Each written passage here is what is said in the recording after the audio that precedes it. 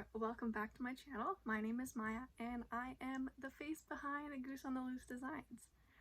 Over here we do all things fiber related, whether it's knitting, crocheting, sewing, and now we do a whole lot of spinning and sometimes embroidery, but it's not my favorite. Anyways, so hello, it's so good to see you. Over the weekend I attended 100 Mile Fleece and Fibre Fest, which is in Coombs, BC on Vancouver Island. And let me show you what I got. It was my first time attending and it was overwhelming for sure. I'm going to take you through everything that I had got and then talk about my experience a little bit.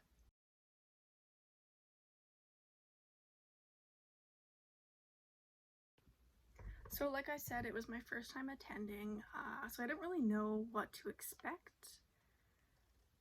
But I would definitely go back again next year. However, there are some things that I would change.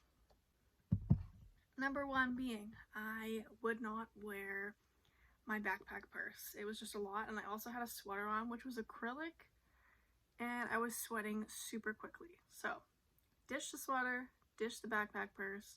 I would also bring earplugs because it was super loud, and I would probably take out some cash next time because I guess the concrete and such in the community center it didn't create for good service inside, so nothing was going through. And even e-transfers were struggling. So, a few things I would change next year. For what it was a really small, like, community hall. It did branch out into, it looked like it was like a 3-room situation, but the rooms got smaller as they went on. They did a really good job packing as much as they could in there. However, I do think that maybe they could have set up some like tents and booths outside to just maximize the space a little bit more, but then also make it so it's not so overwhelming and crowded inside, because that was a really big thing. There were so many people, and for the most part, they were conscious of their space, but there still is going to be some people that they just, they're not that socially aware, and that's okay. But it was just a little bit overwhelming in that sense. But yeah, I did really enjoy it still. It was fun. It was a good experience. It was so cool to see all the raw fleece and fiber and feel it and feel the lanolin in it.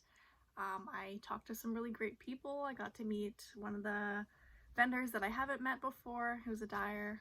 So it was super good to meet her. And then I also got to meet, again, another fiber dyer that I really enjoy.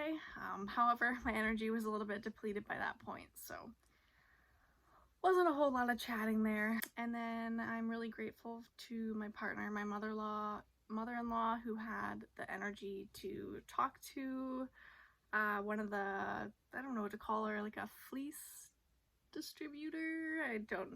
She was a vendor, but she had a bunch of fleece, she had alpaca and wool, and she was such a sweetheart. She took the time to explain what you're looking for when you're looking for fiber and a little bit of dyeing and stuff like that. Yeah, I was just really shocked because she just was so patient with me, and she really just wanted to, I think, maybe she was excited to see like the passion that I had, but also wanted to pass it on to, like a younger generation. So she was really patient and really kind, and I mean, it ended up buying, I think, $75 for the wool, and then I spent another $30 on some alpaca, and in the end she threw in another bag of alpaca and was like, have some fun with this. And then she also has a lead on an older drum carder that just needs a little bit of love, and the lady wants to sell for $20. So nice, and I'm so excited about it because the drum carder is going to be amazing, and it really solidified my love for the fiber community, even though it was already, solidified, but it just really deepened it a lot more, knowing how much people want to share information and, I don't know, just help out others. It's like, learning in this community is a really big thing. Sometimes you learn the hard way. So for the most part, what I've found is a lot of people are generous with their information sharing, and they want to help you have an easier time learning. Like, they've learned the hard way and made mistakes, but they want to help you out a bit, which is really nice. Anyways, let's get into showing the goodies I got. Sorry for that little side tangent there. I was expecting to talk about that last, but I realized that as I go through the fiber, there's other details that I'll be sharing. So anyways, so the bag's really crinkly. I'm going to take it out of the bag, but I'm going to show you by who I saw first and then go down the line like that. Okay, so first booth I saw, she was right in the door, and this is the one that I have only interacted with online, so it was nice to actually finally put a face to the name and see all the beautiful stuff that she brought, because I couldn't believe the amount of stuff that she had dyed up. Anyways, two cozy chicks. So I've got this first one here. Oh my god, look how beautiful it is. It's so bright. Okay, and this is 80/20 Silk Merino. So I can't wait to work with that. And it's actually going to be similar to the second one that I got, which this one is 100% Corridale. So they're similar braids. This one has got a little bit of that purpley blue in it, and this one's got more of a teal. So there are some differences. He's got more of a moody purple here. But I can't wait to spin these guys up.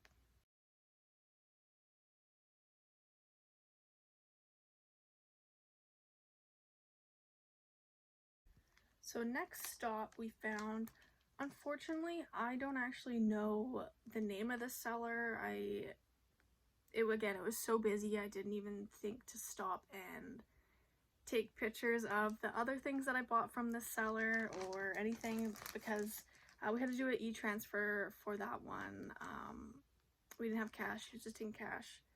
And it was just a huge mess, but anyways, she was still super nice. So this is just a cheapy drop spindle. So my mother-in-law got this for me. She thought it would be good for camping, and so true. So this is my first time, even seeing Rolex in person, but also it's gonna be my first time working with them. And it is a merino silk alpaca blend in there. So I'm gonna take it out and show you one. So it's a super beautiful chartreuse Rolex. I'm really excited. I'm super grateful that my partner and my mother-in-law came, because they helped out a lot with talking, but also they purchased me essentially all of this stuff. So thank you, mother-in-law, for this.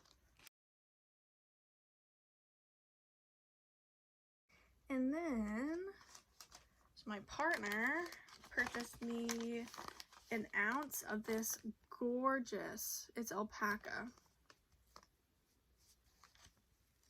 So it's got some really beautiful coloring. I'm not going to take it out because it's all stringy like this and I don't want it to felt, so I'm going to shove it in there. So that's 1 ounce of that guy. And then I also got, oh sorry, that was 2 ounces of that guy there. And then I also got 2 ounces of this merino 21 micron comb top. Just a nice plain guy. I had a friend that you're gonna see the video come up eventually. I just have to string it together and edit it. In the UK, who sent me this like fiber sampling box, and this really reminded me, and what I'm gonna show you next, of some of the stuff that was in there. So I got really excited. And then, so this beautiful gray stuff. My mother-in-law also purchased this guy for me too. And there's 2 of these, so 2 ounces. Just beautiful. Yeah. I'm really excited. I was a very lucky girl.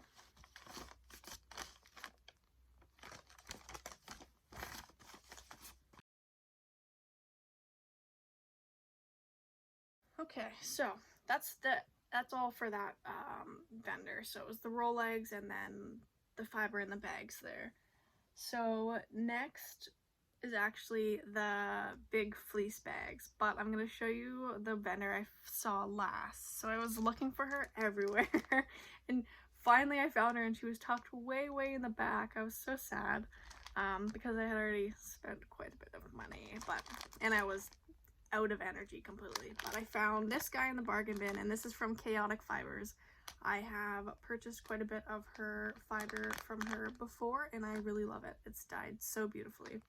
But so I found this guy in the bargain bin. It's just some superwash merino, and it is 19.5 meters, 115 grams. So I thought it'd be fun to get this guy to dye up. Yeah.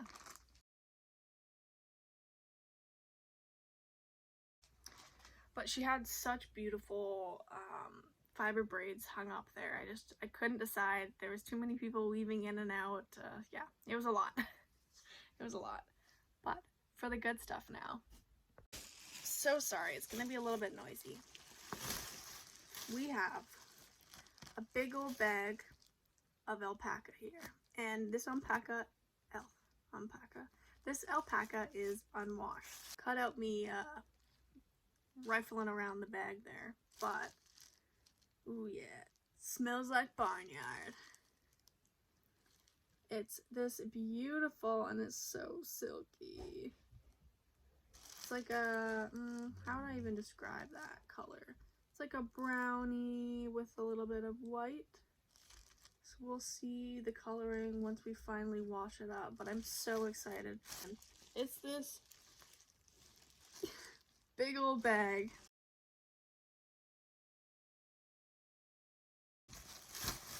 And if you know anything about alpaca, which if you don't, get ready to learn something, alpaca fiber holds no memory. That means it doesn't have any, doesn't have any crinkle or crimp to it at all. So when you're making anything out of it, your project is going to completely stretch out and just not hold its shape at all in the end. So that's why we mix it with wool. Look at this big heifer. She's big, and the name of the sheep was Dolly, so I'm calling it Dolly Pardon. And it is graciously washed. Thank God. Don't have to deal with the lanolin. That's great.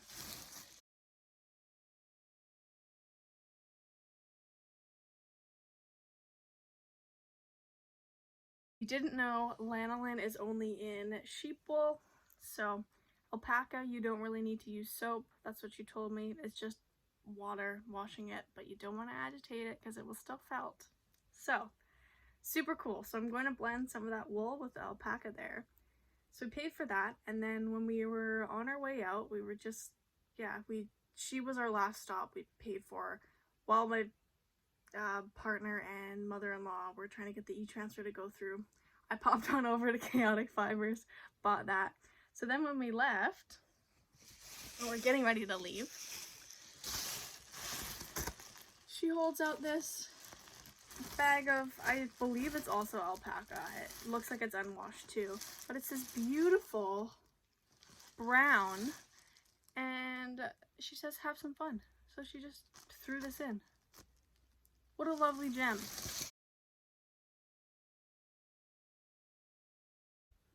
Stop recording, but I just remembered that I forgot to...